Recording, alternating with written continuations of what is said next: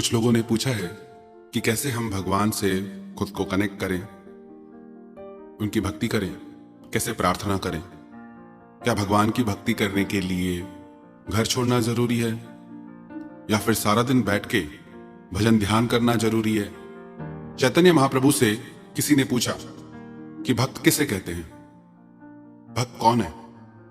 उन्होंने कहा 3 प्रकार के भक्त होते हैं। जिसने जिंदगी में एक बार भी भगवान को पुकारा है वो भी भक्त है, जो रोज पुकारते हैं वो भी भगवान के भक्त हैं, पर जो सारा दिन भगवान की यादों में डूबे रहते हैं वो भक्त सबसे श्रेष्ठ है। आप भले सारा दिन जप न करें, सारा दिन ध्यान न करें, 5 घंटे नहीं, 2 घंटे नहीं, 1 घंटा नहीं, सिर्फ 5 मिनट जब रात को आप सोने लगे, सिर्फ 5 मिनट के लिए दिल से परमात्मा को याद करें, प्रार्थना करें कि धन्यवाद है तेरा परमात्मा कि जो कुछ भी तूने जिंदगी में दिया है उन सब के लिए धन्यवाद है तेरा। और जब सुबह उठें, सिर्फ 5 मिनट के लिए भगवान को दिल से धन्यवाद दें कि तूने फिर से एक नया दिन दिया मेरी जिंदगी में, फिर से मौका दिया कि मैं कुछ कर सकूं अपने जीवन में। कितनी गलतियां होती हैं हमसे जीवन में, मैं रोज गुनाह करता हूं, वो रोज बख्श देता है। मैं आदत से मजबूर हूं और वो रहमत से मशहूर है। हृदय से 5 मिनट की प्रार्थना भी आपके भीतर एक नई शक्ति भर देगी, आपके भीतर जीतने की एक नई ताकत आ जाएगी, दुखों से लड़ने की आपको नई ऊर्जा मिलेगी। एक बार भगवान से नारद ने पूछा कि आपका सबसे बड़ा भक्त कौन है। उसे लगा मैं सारा दिन नारायण नारायण करता हूं,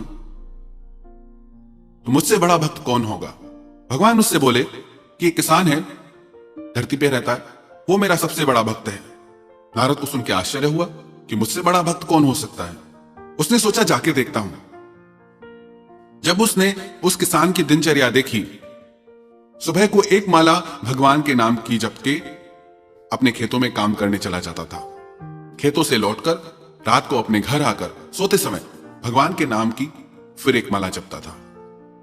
और सारा दिन कोई जप तप नहीं करता था, ईमानदारी से अपना जीवन जीता था, अपने माता पिता की सेवा करता था, अपनी पत्नी अपने बच्चों का लालन पालन करता था, किसी का दिल नहीं दुखाता था।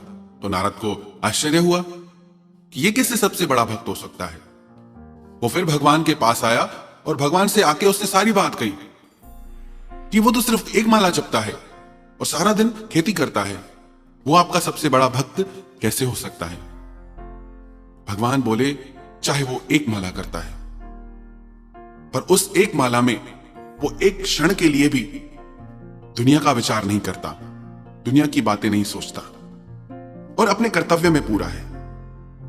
यदि हम भी सिर्फ 5 मिनट के लिए भगवान को हृदय से पुकारे, हृदय से पुकार करें, तो उस 5 मिनट की प्रार्थना का असर सारा दिन हमारे जीवन पे रहेगा। पर याद रखना, उन 5 मिनट में 1 सेकंड के लिए भी दुनिया की बातों का ख्याल न करें, दुनिया की तरफ ध्यान न जाए। वो पूरे 5 मिनट परमात्मा को ईमानदारी से समर्पित करें। आपका जो अभी जीवन है उसको आप नोटिस करिए, ध्यान दीजिए और थोड़े दिन सिर्फ ये 5 मिनट भगवान को अपनी जिंदगी के दीजिए। फिर आप खुद इस बात को अनुभव कर पाएंगे, जान पाएंगे कि आपकी जिंदगी में कैसे बदलाव आए हैं। जो शक्ति, जो ऊर्जा आपको मिलेगी उसे आप खुद अनुभव करेंगे। ऐसा नहीं कि प्रार्थना करने के लिए कोई धार्मिक होना जरूरी है। प्राणी मात्र, मनुष्य मात्र अगर परमात्मा को 5 मिनट के लिए भी धन्यवाद देना, अरे हमारी तो इतनी ताकत भी नहीं कि खुद से सांस भी ले सके, वो सब परमात्मा ने ऐसी सुविधा कर दी। हमारी ताकत नहीं कि धरती में से हम अपने खाने के लिए अन्न पैदा कर सके। हम सिर्फ बीज बोते हैं, पर उसमें फल और फूल वो कुदरत, वो परमात्मा की शक्ति से प्रकट होते हैं। हमारे जीवन में भी ऐसे ही खुशियों के फूल प्रकट हो जाएंगे अगर उसमें प्रार्थना का बीज पड़ जाए तो। एक गांव में 3 भोले भाले साधु है, वो तीनों परमात्मा को प्रार्थना करते थे। उनकी भावना का, उनकी प्रार्थना का ऐसा असर हुआ पूरे गांव पे कि उनके पास भीड़ आने लगी। तो जो गांव का पादरी था उसे बड़ा आश्चर्य हुआ कि कौन 3 साधु आए हैं।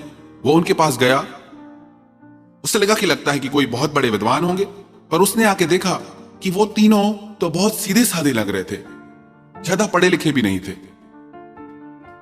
उस पादरी ने पूछा कि तुम कौन सी प्रार्थना करते हो। वो तीनों बोले कि हम पढ़े लिखे नहीं हैं, हमें तो कुछ आता नहीं। हम भगवान से एक ही बात कहते हैं कि भगवान, हम भी तीन और तुम भी तीन हो, और तीन शक्तियों के रूप में भी परमात्मा को हम जानते हैं, एक बनाने वाले, एक पालने वाले और एक उसको लय करने वाले। परमात्मा की तीन शक्तियां। तो हम प्रार्थना करते हैं कि हम भी तीन और तुम भी तीन, तो हमारा कल्याण करो।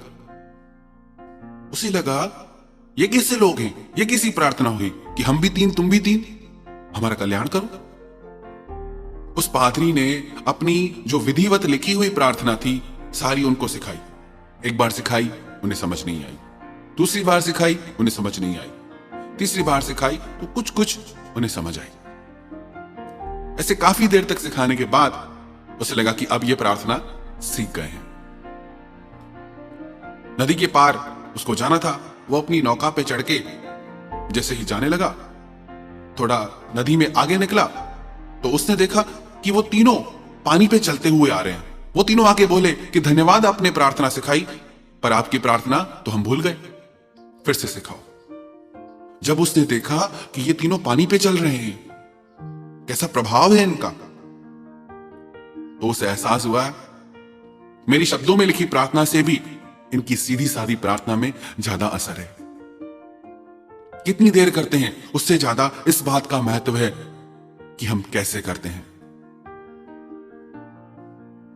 बहुत ज्यादा चतुराई नहीं चाहिए कि बहुत ज्यादा हमको पढ़ना लिखना पड़े। सरल हृदय चाहिए। चतुराई चौपट करे, ज्ञानी गोता खाए, और भोले भाले भक्त को तो जल्दी प्रभु मिल जाए। तो यदि ईमानदारी से हम ये 5 मिनट प्रार्थना के अपने जीवन में जोड़ ले तो विश्वास रखना, आप अपनी जिंदगी को कई गुना बेहतर पाएंगे। आपको अपने जीवन में दिव्य ऊर्जा का अनुभव होगा। आपको लगेगा कि हां, कि भगवान है मेरे साथ हर बात में। बस आपको अपनी प्रार्थनाओं पे विश्वास जगाना होगा। If you worry, it means you don't pray. If you prayed, then why do you worry? अगर आप चिंता करते हैं तो अभी वो प्रार्थना आप सीखे नहीं, आपकी प्रार्थना भी अभी आपका विश्वास नहीं। यदि आपने प्रार्थना हृदय से की है तो फिर चिंता क्यों करते हैं? भगवान ने अर्जुन से यह बात कही, यदि तू सच्चे मन से मुझ में लग जाएगा तो तेरी हर चिंता मैं करूंगा। योगक्षेमम महाम्यम। तो यदि हम ये 5 मिनट, सिर्फ 5 मिनट परमात्मा को देंगे तो ये 5 मिनट हमारी जिंदगी में चमत्कार कर सकते हैं।